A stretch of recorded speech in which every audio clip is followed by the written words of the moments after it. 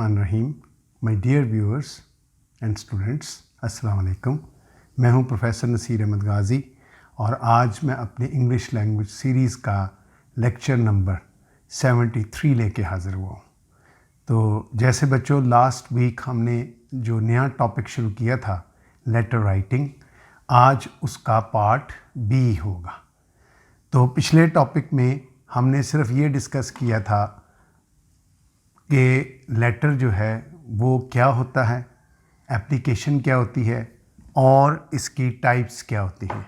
ठीक है, तो उनमें आज हम उनमें से जो मेजर टाइप्स हैं जो आपके एग्जामिनेशन पॉइंट ऑफ व्यू से बहुत इम्पॉर्टेंट हैं उनको हम डिस्कस करेंगे। उनमें जो फर्स्ट टाइप है वो है इनफॉर्मल लेटर्स।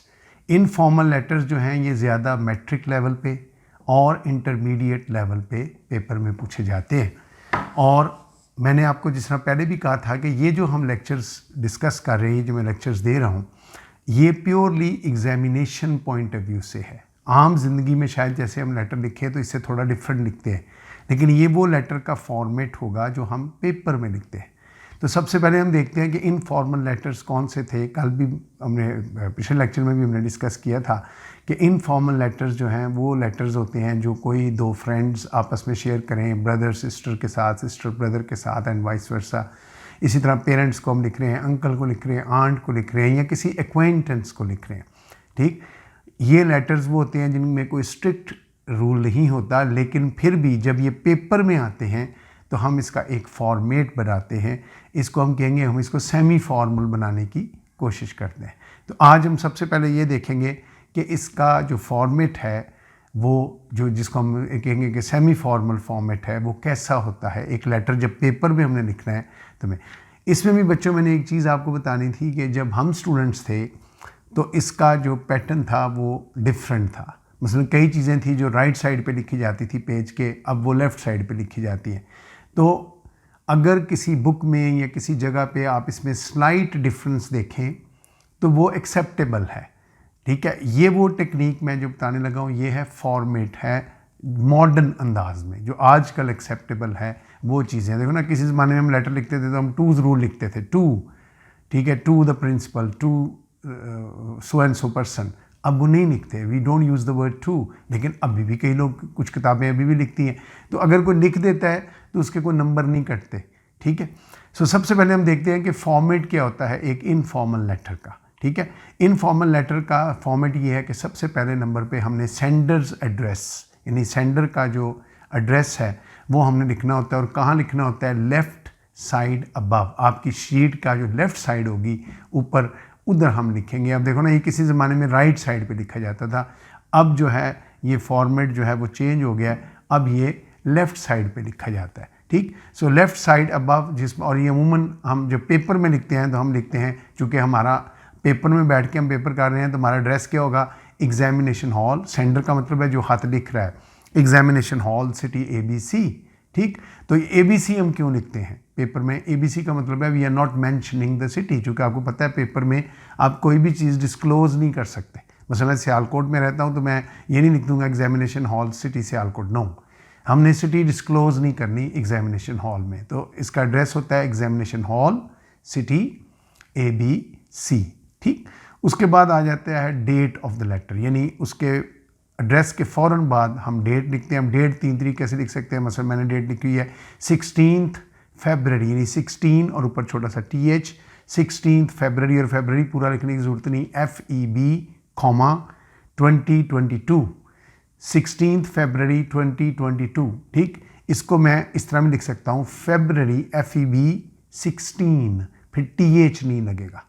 अगर मंथ पहले लिख दें तो फिर, और डेट बाद में लिखें तो फिर TH नहीं लगेगा। अगर डेट पहले लिखें मतलब 9 नवंबर, लेकिन नवंबर 9th नहीं लिखेंगे हम। ठीक, उसके बाद फरवरी 16, 2022, फुल स्टॉप। उसके बाद फिर या तीसरा तरीका जो हम अक्सर चेकों में भी लिखते हैं, जिस तरह 16.02.2022, यानी ये बिल्कुल तीसरा तरीका। सो इन तीनों में से आप कोई भी तरीका अगर आप अपनाते हैं तो इट इज़ करेक्ट। उसके बाद आ जाती है जी सैल्यूटेशन। सैल्यूटेशन होता है जिसको आप ख़त लिख रहे हैं। तो नेचुरली मैंने कहा इनफॉर्मल लेटर्स पेरेंट्स को लिखे जाते हैं, अंकल आंट को लिखे जाते हैं, फ्रेंड्स को लिखे जाते हैं। फ्रेंड्स को नाम से भी आप लिख सकते हैं, डियर जॉन आप लिख सकते हैं। तो इसमें मुख्तलिफ़ किस्म के सैल्यूटेशन है। Whom the letter is addressed, इसको भी लेफ़्ट साइड पे लिखते हैं एक लाइन छोड़कर, यानी जब डेट ख़त्म होती है डेट के बाद एक लाइन छोड़ देते हैं और फिर ये लिखते हैं मसलन डियर फादर, डियर मदर, और जब भी लिखेंगे उसके बाद कॉमा आएगा, माई डियर फ्रेंड, ठीक है, dear uncle, dear aunt, dear brother, dear sister, dear Mona, dear Ghazi, यानी हम कोई भी जो है वो वर्ड नाम भी लिख सकते हैं, डियर जॉन, ठीक है, डियर गाजी, उसके बाद हम कॉमा डाल सकते हैं। तो ये सैल्यूटेशन जो है हमेशा लेफ़्ट साइड पे आफ्टर द डेट जो है वो लिखी जाती है। उसके बाद आ जाता है body of the letter. Body of the letter जो है, चूँकि इनफॉर्मल लेटर है, ये सैल्यूटेशन की एक लाइन के बाद एक लाइन छोड़ देनी है, फिर सैल्यूटेशन के बाद और फिर body of the letter start हो जाएगा। उसमें हम नेचुरली जब हमने लिखा ऊपर डियर फादर तो उससे अगली लाइन में हम शुरू कर सकते हैं या एक लाइन छोड़ के भी कर सकते हैं, डिपेंड्स नीड कैसा आपने बनाना है। इसके 3 पार्ट होंगे। पहला इंट्रोडक्शन होगा, ठीक है। इंट्रोडक्शन क्या है? Informal statement. देखो ये फॉर्मल नहीं, इनफॉर्मल कि आपका क्या हाल है, मुझे उम्मीद है आप ठीक होंगे, ठीक है। Informal statement to the person addressed, जिसको आप एड्रेस कर रहे हो उसके हवाले से आपको स्टेटमेंट देंगे कि मुझे उम्मीद है आप ठीक होंगे, मैं भी बिल्कुल ठीक हूँ, वगैरह वगैरह। उसके बाद पर्पस, ये नया पैराग्राफ होना चाहिए। पर्पस जो है वो जैसा भी है, जैसा टॉपिक होगा, अभी हम आगे एग्जांपल्स देखेंगे, उसी तरह का आप टॉपिक जो है वो लिखेंगे, उसी तरह एक पैराग्राफ में लिख सकते हैं। अगर लंबा टॉपिक हो 2 पैराग्राफ बना सकते हैं, लेकिन मिडिल पार्ट जो है वो एक पर्पस है, जिस पर्पस के लिए वो लेटर लिखा गया है।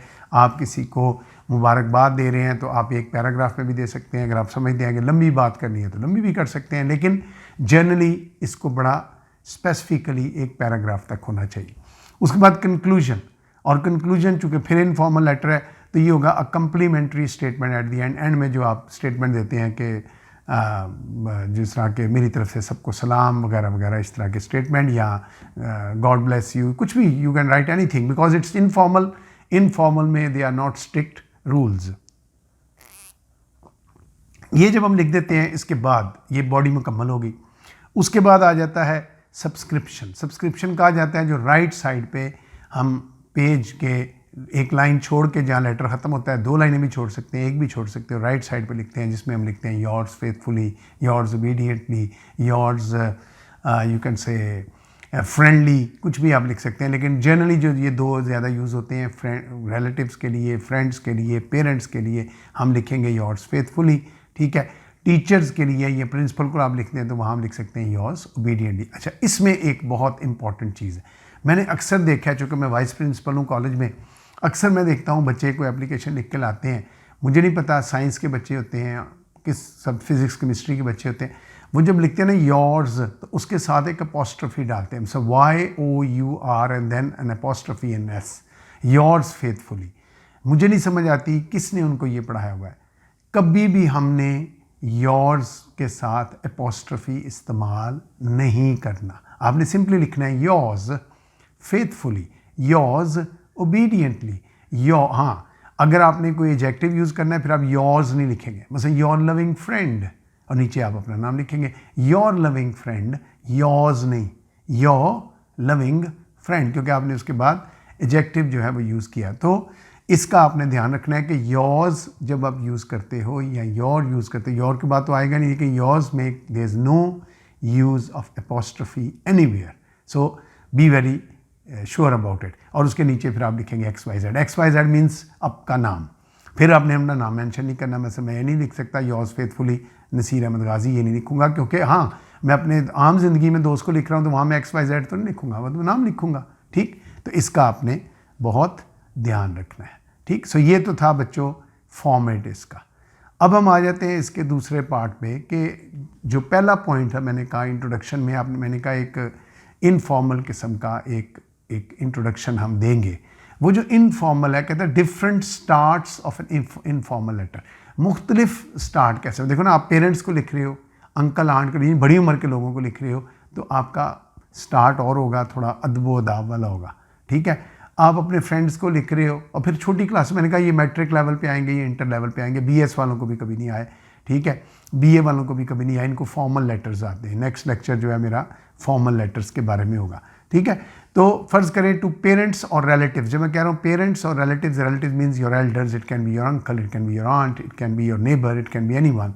जब आप उसको लिखते हैं तो हम किस तरह का स्टार्ट, हम इनफॉर्मल स्टार्ट हम क्या देंगे, I hope that my letter shall find you in the best of your health. मुझे उम्मीद है कि मेरा ख़त आपको बेस्ट ऑफ योर हेल्थ यानी आप खैर खैरियत से होंगे, by the grace of God, Allah की मेहरबानी से। I am also fine here, मैं भी यहाँ बिल्कुल ठीक हूँ।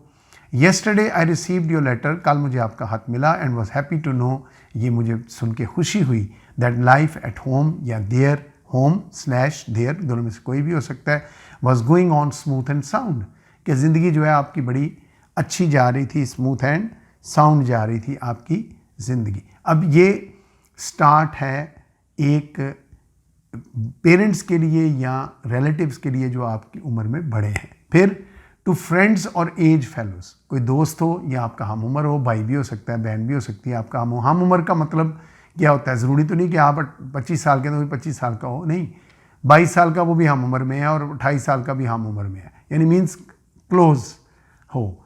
उसके लिए हम क्या लिखेंगे, अब देखो उसके लिए हमारा स्टाइल मज़ीद इनफॉर्मल हो जाएगा, यार दोस्तों वाला हो जाएगा। देखो ना, how is that I am not heard from you, कैसे हो सकता है मैंने तुम्हारे से तुम्हारी कोई सुनवाई नहीं दी, तुम्हारी कोई ख़बर नहीं आई, from you for a long time, बड़ा अरसा हो गया। I hope all is well at your end, मुझे उम्मीद है तुम्हारी तरफ सब ठीक ही है ना।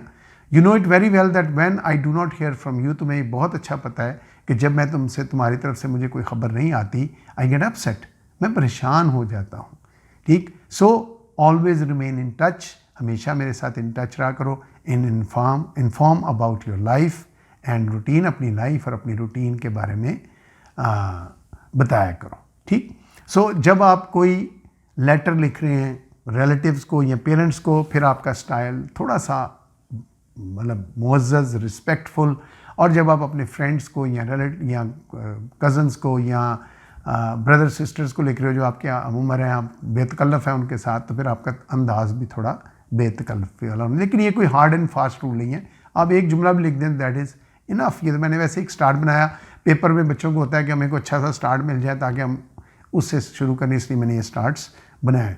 फिर है लेटर ऑफ हैप्पीनेस, ये किसी के लिए भी है, यानी खुशी का हाथ।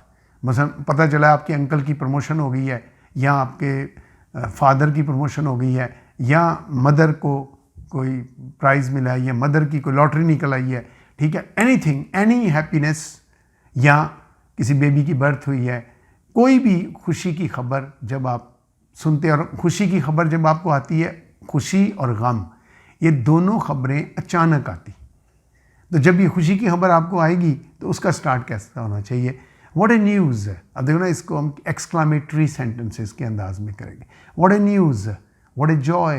एक्सक्लामेटरी सेंटेंसेस बहुत पहले पिछले साल मैं अपनी वीडियोज़ में आपको बता चुका हूँ कि खुशी, गमी और हैरानगी वाले फ़िक्रे जिनके आखिर में साइन ऑफ एक्सक्लेमेशन आता है। जब मैं कहूँगा व्हाट ए न्यूज़, क्या खबर है, तो उसके बाद साइन ऑफ एक्सक्लेमेशन आएगा। व्हाट ए जॉय, कितनी खुशी की बात है। It was one of the best moments, मेरे लिए बेहतरीन लम्हात थे, when I heard this joyful news, कि जब मैंने ये खुशगवार खबर सुनी तो मुझे बहुत खुशी हुई। May God bestow your life, Allah ताला आपकी ज़िंदगी को बेस्टो करे, नवाजे, किससे, with bliss and prosperity. Bliss not bless, bliss का मतलब खुशी, एंड प्रॉस्पेरिटी, और खुशहाली आए आपकी ज़िंदगी में। ये है एक हैप्पीनेस। अब ये चाहे पेरेंट्स को आप कर रहे हैं, अंकल आंट को कर रहे हैं, किसी रिलेटिव को कर रहे हैं, फ्रेंड्स को कर रहे हैं, सिस्टर ब्रदर को, सब के लिए एक ही है, इसमें एक ही फॉर्मेलिटी पूरी करनी है आपने। इसी तरह अगर सॉरो हो, दुख हो, लेटर ऑफ सैडनेस हो, तो उसके लिए हम क्या करेंगे, उसी तरह का एक्सक्लेमेटरी सेंटेंस होगा, लेकिन वो नेचुरली जो बुरी खबर है, किसी की डेथ हो गई है, किसी का एक्सीडेंट हो गया है, कोई आपका कज़न किसी पेपर में फेल हो गया है, या उसकी नुकसान हो गया उसको कोई, तो ये कोई खबर आहिस्ता आहिस्ता चल के तो नहीं पहुंचनी, it would be a sudden news, तो फिर वो उसमें भी एक्सक्लेमेटरी सेंटेंस ही सूट करते हैं। मसलन व्हाट ए बैड न्यूज़, ऊपर हमने कहा व्हाट ए न्यूज़, अब हमने कहा what a bad news, what A shock, यानी कितने सदमे वाली बात है। I could hardly believe my years, यानी मुझे अपने कानों पे यकीन नहीं आ रहा था, when I heard this sad news, कि जब मैंने ये बुरी खबर सुनी। I wish it were not true, काश ये सच ना होती, but what is done can not be undone, लेकिन जो हो चुका है वो कभी वापस नहीं आएगा। अब ये 4 इंट्रोडक्शन बच्चों आपने देखे, 2 इंट्रोडक्शन जो है फॉर्मल किस्म के और 2 introduction specifically, 1 for happiness and 1 for sorrow. ठीक, ये हम क्यों देते हैं? ताकि इसके बाद जब बॉडी ऑफ द लेटर बीच में लिखा जाए तो वो हमारी बड़ी सिस्टमेटिक जो है वो लगे, बड़ी नॉर्मल किस्म की लगे और पता चले कि जो पिछली बात हुई है जो उसी का आगे तसलसल है। ठीक, उसके बाद हम आ जाते हैं स्पेसिमेन ऑफ इनफॉर्मल लेटर्स। अभी हम स्पेसिमेन देखेंगे और आप देखोगे कि यही फॉर्मेट हम फॉलो करेंगे। स्पेसिमेन है number 1, a letter of congratulation to a friend on his success, कि एक दोस्त को आप ख़त लिख रहे हो उसकी कामयाबी पे, मसलन बोर्ड में फर्स्ट आ गया है या बड़े अच्छे नंबरों से पास हो गया है, मेडिकल कॉलेज में उसका एडमिशन हो गया, कोई भी है, उसकी सक्सेस के ऊपर आप लेटर लिख रहे हो। किसको लिख रहे हो? फ्रेंड को। अब ये वो लेटर है जो पेपर में आया, मैंने पेपर से लिया है, ठीक है, इंटरमीडिएट के पेपर में आया था, मैंने वही लेके उसको एक स्पेसिमेन बना लिया। अब हम पेपर में कैसे लिखेंगे? लेफ्ट साइड पे सबसे पहले हम लिखेंगे एग्जामिनेशन हॉल, सिटी ABC, ठीक है, आपकी स्क्रीन पे आ रहा होगा सिटी ABC, और उसके बाद 23 मार्च 2022। ये मैंने 2 चीज़ें इसमें आ गई, इसमें आप सेंडर्स एड्रेस आ गया और डेट आ गई। उसके बाद एक लाइन छोड़ के मैंने लिखा है डियर अजमल, मेरा दोस्त है उसका नाम अजमल है, डियर अजमल, और उसके बाद कॉमा। अब चूंकि ये खुशी की खबर है और है ना अचानक आई है तो खुशी के जुमले होंगे, लेकिन एक्सक्लामेटरी सेंटेंसेस, मसलन what a news, what a joy, it was one of the best moments when I heard this joyful news, मेरी खुशी की बेहतरीन लम्हात में से था जब मैंने खुशगवार खबर सुनी। May God bestow your life with bliss and prosperity, Allah ताला तुम्हारी ज़िंदगी को खुशियों और खुशहाली से भर दे। ठीक, तो ये हो गया एक इंट्रोडक्शन। अब देखो ना, ये खूबसूरत लगता है, इससे लेटर का आगाज़ अच्छा लगता है। अब हम आगे अपने मुद्दे पे, which is the body of the, which is the middle part, purpose. अब पर्पस शुरू हो गया। Yesterday comma I saw your photograph in the newspaper, कहते कल मैंने अखबार में तुम्हारी खबर देखी, तस्वीर देखी, and was happy to hear, और ये सुनकर बहुत खुशी हुई that you had stood second in Gujranwala board examination, कि तुम गुजरांवाला बोर्ड, क्योंकि मैंने कहा ये पेपर आते, ये ज़्यादातर लेटर्स आते हैं मैट्रिक या इंटर लेवल पे, तो हमने लेवल भी वही रखी है कि बोर्ड एग्जामिनेशन यानी गुजरांवाला बोर्ड के इम्तहान में तुम्हारी सेकंड पोजीशन आई। You are really a hard working student, तुम वाकई बहुत मेहनती थे, and every one was expecting that you would pass your exam in flying colours, हर बंदा एक्सपेक्ट कर रहा था, तवक्को कर रहा था कि तुम फ्लाइंग कलर्स में, फ्लाइंग कलर्स मुहावरा होता है जिसका मतलब क्या है, बहुत अच्छे नंबरों में पास हो जाओगे। बट दिस ग्रेट अचीवमेंट, इतनी बड़ी अचीवमेंट, यानी हमें यकीन था कि तुम बड़े अच्छे नंबर लोगे, लेकिन इतने बड़े अच्छे नंबर लोगे कि बोर्ड में तुम्हारी सेकंड ये पोजीशन आ गई। कहता है this great achievement is really incredible, वाकई नाकाबिले यकीन है, बहुत खुशी, और ये नाकाबिले यकीन खुशी की सेंस में कहा जा रहा है। We are proud of you, हमें तुम पे फ़ख्र है। ठीक, it is all because of your untiring effort, ये सब क्यों तुम्हें इनाम मिला, ये अल्लाह ताला ने तुम्हें जो गिफ्ट किया है ये क्यों मिला है, तुम्हारे अनटायरिंग एफर्ट, यानी तुमने जो बगैर अनथक मेहनत की है, untiring effort, guidance of your teacher, तुम्हारे असातिज़ा की रहनुमाई, and above all the prayers of your parents and friends, तुम्हारे वालदैन, तुम्हारे रिश्तेदार, तुम्हारे दोस्त, इनकी दुआओं के नतीजे में तुम्हें ये सब कुछ मिला है। Now you would easily get admission to the medical college, अब तुम्हें मेडिकल कॉलेज में आसानी से एडमिशन मिल जाएगा, and be a successful doctor in future, और तुम फ्यूचर में एक बड़े कामयाब डॉक्टर जो है वो बन जाओगे। ठीक, ये हो गया अब मिडल पार्ट। अब एक पैराग्राफ में लिखा गया, 2 ये पैराग्राफ की तकरीबन 8-10 लाइनें बनी हैं टाइप की, जब हम हाथ से लिखेंगे पूरा पेज ही ऑलमोस्ट बन जाता है। तो टाइप पे कभी नहीं जाना, आपने देखना है कि पेपर में हमने तो हाथ से लिखना है, तो जो लाइन एक टाइप में एक लाइन में आता है वो 2 लाइनों में आता है पेपर में। उसके बाद कंक्लूजिंग हमने कहा था कम्प्लीमेंट्री कंक्लूजन दे, पे माई कम्प्लीमेंट्स, मेरी सलाम, एंड कॉन्ग्रेचुलेशंस, और मुबारकबाद दें to your family as well, अपनी फैमिली को भी मुबारकबाद दें। May God bless you, Allah ताला तुम्हारा हामी नासिर हो। योर्स फेथफुली XYZ, फिर नाम नहीं लिखना, ऊपर नाम आपने अजमल लिख दिया, वो सेंडर्स नेम है, उससे कोई फ़र्क नहीं पड़ता, लेकिन you are not going to mention, ये एग्जामिनेशन की बात हो रही है। मैं फिर इसको एक दफ़ा रिपीट करता हूँ। सबसे पहले हमने अपना एड्रेस लिखा है, उसके बाद हमने लिखा डियर अजमल। डियर अजमल के बाद हमने इंट्रोडक्शन दिया खुशी वाला, उसके बाद मिडल पार्ट में हमने अपना मुद्दा बयान किया, असल ख़बर जो थी उसका जिक्र किया, और फिर एक छोटा सा कम्प्लीमेंट्री कंक्लूजन, और उसके बाद फिर सब्सक्रिप्शन आ गई जिसमें आपने लिखा योर्स फेथफुली XYZ। इधर मैं लिख सकता था your loving friend XYZ, your loving friend, your loving. जब हम एडजेक्टिव यूज़ करेंगे लविंग और साथ नाउन यूज़ करेंगे फ्रेंड, तो फिर उसके साथ हम एपोस्ट्रोफी यूज़ नहीं करेंगे। ये चीज़ें मैं प्रोनाउन में ऑलरेडी पढ़ा चुका हूँ। आप मेरी प्रोनाउन की वीडियो देखें तो उसमें ये चीज़ें मैं पढ़ा चुका हूँ। उसके बाद हम आ जाते हैं एक और एग्जांपल पे, a letter of thanks to your uncle. ये भी पेपर में आया हुआ है, ये पेपर के लेटर्स हैं सारे।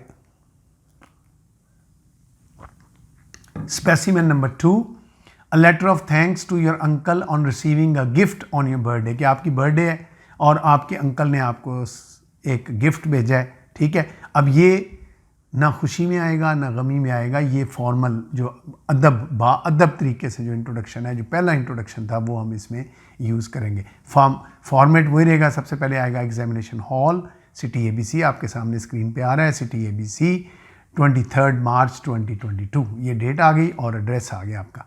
उसके बाद एक लाइन छोड़ के फिर सैल्यूटेशन डियर अंकल, कॉमा, और अगली लाइन में बेशक आप एक, मैंने क्या कहा, अगली लाइन पे लिखना शुरू कर दी, एक लाइन छोड़ के, वे आपके ऊपर डिपेंड करता है, ये कोई हार्ड एंड फास्ट रूल नहीं होता। I hope that my letter shall find you in the best of your health. मुझे उम्मीद है मेरा ख़त आपको, आप खैर खैरियत से होंगे, ख़त आपको पाएगा कि आप खैर खैरियत से हैं, by the grace of God, Allah की मदद से, अल्लाह की शान से। I am also fine well here, मैं भी यहाँ बिल्कुल ठीक हूँ। I received your letter last Friday, पिछले जुम्मे आपका मुझे ख़त मिला था, and was happy to know, बड़ी खुशी हुई सुन के, that life was going on smooth, life there was going on smooth and sound, कि वहाँ ज़िंदगी आपकी बड़ी स्मूथ और साउंड जो है वो चल रही है, ठीक। इसकी मुझे बड़ी खुशी हुई। अब उसके बाद अगला पैराग्राफ, न्यू पैरा, और याद रखें बच्चों, जब पैराग्राफ शुरू करते हैं, फ़र्ज़ करें वो पिछला पैराग्राफ की बिल्कुल एंड तक बात गई है, तो फिर अगला पैरा जब आप शुरू करेंगे तो यहाँ तो एक लाइन छोड़ दें, लाइन नहीं छोड़नी तो फिर स्पेस दें। जब पहला वर्ड लिखेंगे स्पेस दें। जैसे मैंने लिखा last Friday was a great day of my life, कि पिछला जुम्मा मेरी ज़िंदगी का बड़ा अहम डे था, because it was my birthday, क्योंकि वो मेरी बर्थडे थी।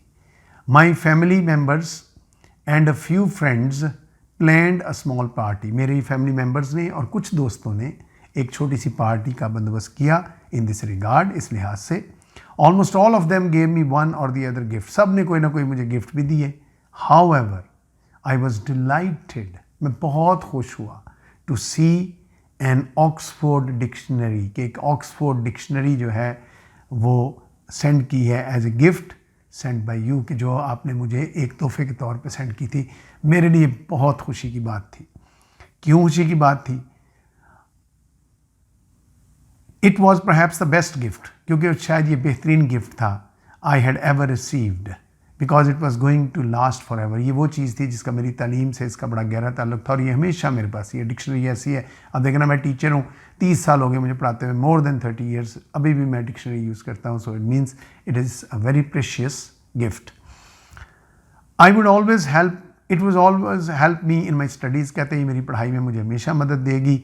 And also make me remember you, जब जब भी मैं इस डिक्शनरी को इस्तेमाल करूँगा मुझे आप याद आएंगे। I really thank you for such a marvellous gift, मैं ऐसे गिफ्ट के लिए वाकई आपका बहुत शुक्रगुजार हूँ। This is the purpose, middle part. उसके बाद आ गया फिर वही कम्प्लीमेंट्री कंक्लूजन, पे माई complements to everybody at home, सब घर वालों को मेरी तरफ से कम्प्लीमेंट यानी सलाम। मे गॉड ब्लेस यू, अल्लाह ताला आपका हामी नासिर हो। योर्स फेथफुली XYZ, यानी अल्लाह ताला आपका हामी नासिर हो, और फिर वही नाम नहीं लिखना, उसकी जगह क्या लिखना है, योर्स फेथफुली XYZ, या योर लविंग सन, कुछ भी लिख सकते हैं। मैंने कहा था जब नाउन और एडजेक्टिव लिखेंगे फिर योर लिखना है, योर्स नहीं लिखना। लेकिन जब आपने डायरेक्ट एडवर्ब यूज़ करना हो तो फिर आप योर्स, प्रोनाउन जो क्या लिखेंगे, योर्स जो है वो यूज़ करेंगे, ठीक। So this is the format and examples of an informal letter, जो मैंने कहा मैट्रिक लेवल पे और इंटरमीडिएट लेवल पे जो पूछे जाते हैं, ये उनका फॉर्मेट है। मुझे उम्मीद है आपको इसकी समझ आई होगी। ठीक है, इनको बेटा रिवाइज़ करें बच्चों, इनको पढ़ते रहा करें। जिन स्टूडेंट्स ने फिर अभी तक चैनल सब्सक्राइब नहीं किया वो चैनल को सब्सक्राइब करें, बेल आइकॉन को क्लिक करें। ठीक है, अल्लाह ताला आपका हामी नासिर हो। खुदा हाफिज़।